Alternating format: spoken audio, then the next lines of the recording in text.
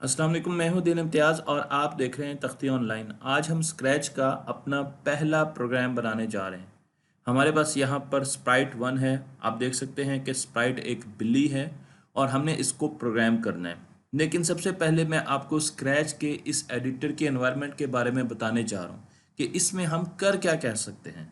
तो आपने यहाँ पर देखना है, आपको यहाँ पर 3 टैब्स नज़र आएंगे: कोड, कॉस्ट्यूम्स और साउंड्स। कोड में अगर हम देखें तो हमारे पास मुख्तलिफ किस्म के कोड्स के ब्लॉक्स हैं। तो आप देख सकते हैं कि हमारे पास मोशन के ब्लॉक्स हैं, इनमें तमाम ब्लॉक्स हैं जो मोशन के लिए ज़रूरी हैं। तो ये आपके पास मुख्तलिफ ब्लॉक है, किसी भी ब्लॉक को आप ड्रैग करके यहाँ पर ला सकते हैं जिसमें हमने प्रोग्राम बनाना है। तो ये वो स्पेस है जिसमें हमने अपना कोड लिखना है या इन ब्लॉक्स को जोड़ जोड़ के एक प्रोग्राम बनाना है। उसके बाद मेरे पास लुक्स के आते हैं, लुक्स के ब्लॉक्स आते हैं जिसमें आप मुख्तलिफ किस्म की चीज़ों को, जो देखने वाली चीज़ें हैं उनको चेंज कर सकते हैं। फिर साउंड के ब्लॉक्स हैं जिसमें आवाज़ हम कंट्रोल करेंगे। इवेंट्स हैं, कंट्रोल्स हैं। तो आप देख सकते हैं कि हर किस्म के ब्लॉक्स एक कलर में बनाए गए हैं। अगर आप सेंसिंग की तरफ चले जाएंगे तो उनके ब्लू कलर के ब्लॉक्स होंगे, ऑपरेटर्स ग्रीन कलर के ब्लॉक्स होंगे, वेरिएबल्स ऑरेंज कलर के। और उसके बाद आप अपने ब्लॉक्स भी बना सकते हैं आसानी के लिए, जो कि आगे जाकर हम ज़रूर बनाएंगे। इसके साथ साथ दूसरा जो मेरे पास टैब है वो कॉस्ट्यूम्स का है। तो यहाँ पर हमारे पास स्प्राइट है। स्प्राइट का मतलब जो बिल्ली मैं आपको दिखा रहा हूँ, जो एक करेक्टर है, और इसके मुख्तलिफ कॉस्ट्यूम्स हम बना सकते हैं। इसकी जगह मुख्तलिफ किस्म के और करेक्टर्स भी डाल सकते हैं। तो आपने यहाँ पर नीचे जाना है, चूज़ अ कॉस्ट्यूम और सर्च करना है। तो जैसे मैं यहाँ पर सर्च दबाऊंगा तो आप देख रहे हैं कि हमारे पास मुख्तलिफ किस्म के कॉस्ट्यूम्स आ चुके हैं।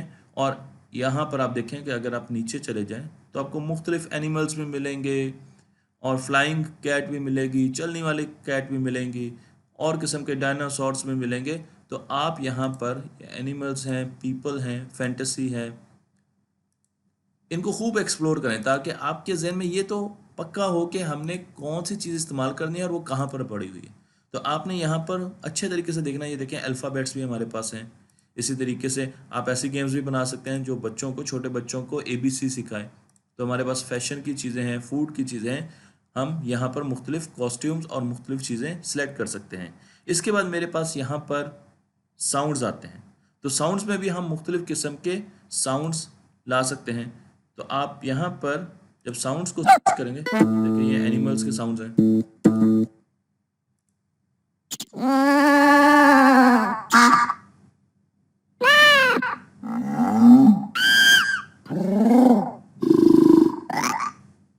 इसी तरीके से हमारे पास फैक्ट्स हैं।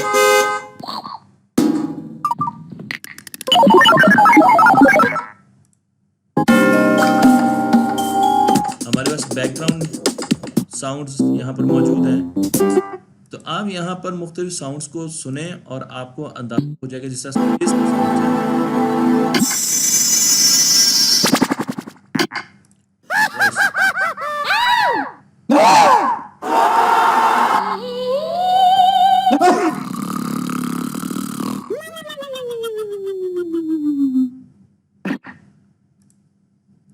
इसके साथ साथ मैं आपको एक और चीज़ जो बैकड्रॉप्स दिखाना चाहूँगा। यहाँ पर अगर आप देखें तो यहाँ पर हमें बैकड्रॉप नज़र आ रहा है।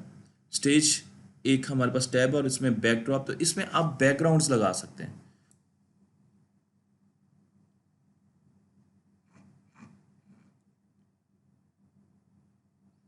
तो यहाँ से आप देखें कि मैं बैकड्रॉप भी सिलेक्ट कर सकता हूँ। मैं यहाँ पर जाता हूँ और जाके जब मैंने क्लिक किया तो अब मेरे पास मुख्तलिफ़ किस्म के बैकड्रॉप्स आ चुके हैं। मैं इनको यूज़ करूँगा अपने प्रोग्राम्स में। लेकिन आप देख सकते हैं कि आप इन बैकड्रॉप्स को, यानी ये बैकग्राउंड है जो कि बिल्ली के पीछे चले जाएंगे और बिल्ली इनके आगे आ जाएगी, तो आपको लगेगा कि बिल्ली एक डेजर्ट पे खड़ी है, जंगल में खड़ी है, फुटबॉल खेल रही है। तो मुख्तलिफ़ किस्म के हमारे पास बैकड्रॉप्स भी मौजूद हैं। अब हम चलते हैं दोबारा अपनी कोडिंग की तरफ। तो कोडिंग में हम पहला एक प्रोग्राम लिखते हैं, लेकिन प्रोग्राम लिखने से पहले मैं आपको चंद चीज़ों के बारे में बताना चाहूँगा। हमारे पास जो इस वक्त स्प्राइट है, ये बिल्ली है। इसका नाम जो है वो आप यहाँ पर लिख सकते हैं, पर सबसे पहले आपने एक नई फाइल खोलनी है। न्यू फाइल, न्यू प्रोजेक्ट खोलेंगे और उसके बाद आप यहाँ पर कोई भी नाम दे सकते हैं। मैं कैट दे देता हूँ। जब हम कैट का नाम देते हैं तो उसके साथ उसके कोऑर्डिनेट्स आते हैं कि उस वक्त कहाँ पर मौजूद है। इस वक्त ये कैट 00 पर मौजूद है। मैं जैसे ही 0 से इसको दूर करूंगा, मैं 100 लिख देता हूँ, तो आप देखिएगा कि ये आगे की तरफ जाएगी।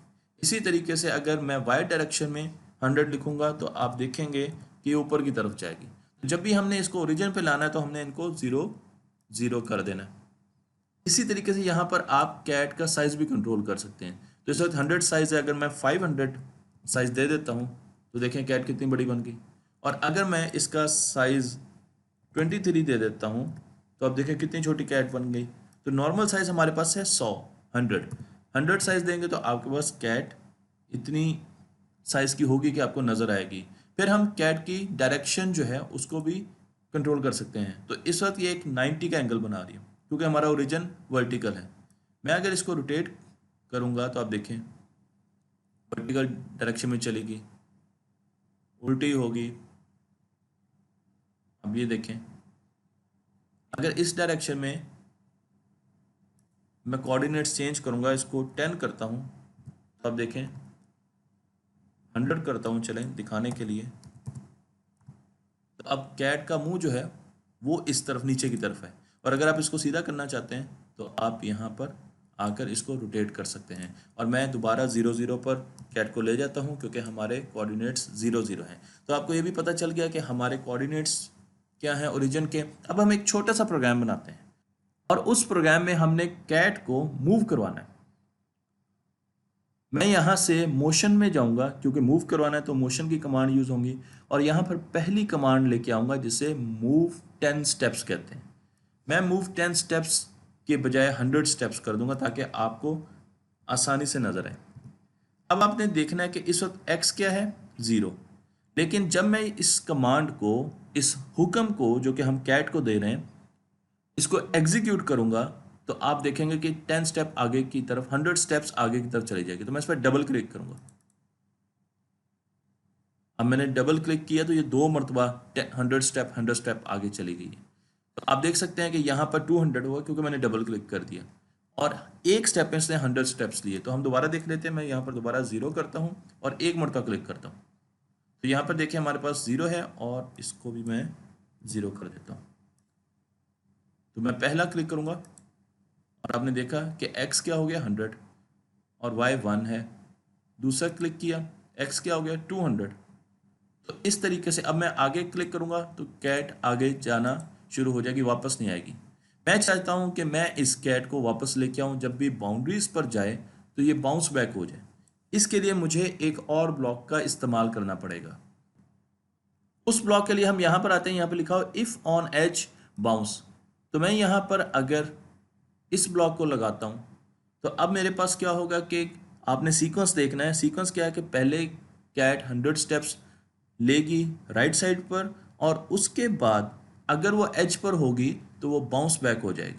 हो सकता है वो उल्टी बाउंस बैक हो, लेकिन वो बाउंस बैक होगी, आगे नहीं जाएगी। तो इस प्रोग्राम को हम एग्जीक्यूट करते हैं। मैं यहाँ पर क्लिक करता हूँ, फिर क्लिक करता हूँ। अब आप देखें कैट आगे नहीं गई, फिर बाउंस बैक होगी और फिर मेरे पास वहाँ पर आ गई। तो इस तरीके से जितनी मरतबा मैं इसको क्लिक करूँगा ये हमारा प्रोग्राम एग्जीक्यूट कर देगा। अब इस कैट को मैं चाहता हूँ कि जब मैं क्लिक करूं तो उसके साथ ये म्याऊं भी करे। तो मैं साउंड्स में आ जाऊंगा और साउंड्स में मेरे पास एक कमांड है, एक ब्लॉक है प्ले साउंड। तो मैं यहाँ पर साउंड में म्याऊं का साउंड रख देता हूँ। तो अब जब इसको क्लिक करेंगे हम तो अब देखते हैं क्या होगा।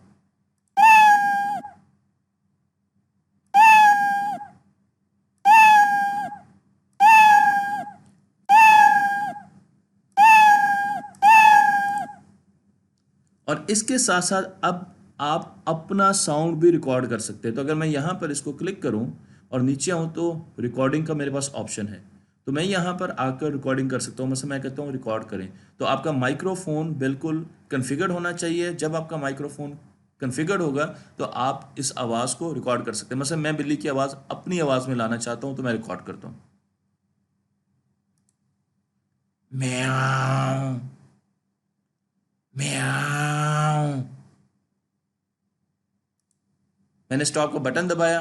अब आप यहाँ पर इसको मूव कर सकते हैं आगे पीछे, लेकिन मैं यहाँ पर इसको सिलेक्शन मैंने कर दिया। मैं इसको सेव कर देता हूँ।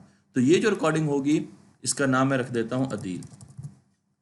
तो जैसे मैं अदील की रिकॉर्डिंग दोबारा कोड में जाऊंगा, यहाँ पर मैं कोड में आ गया हूँ, तो मेरे पास प्ले साउंड में होंगे।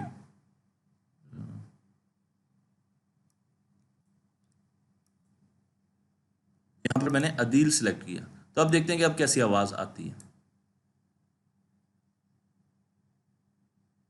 म्याऊं म्याऊं म्याऊं म्याऊं।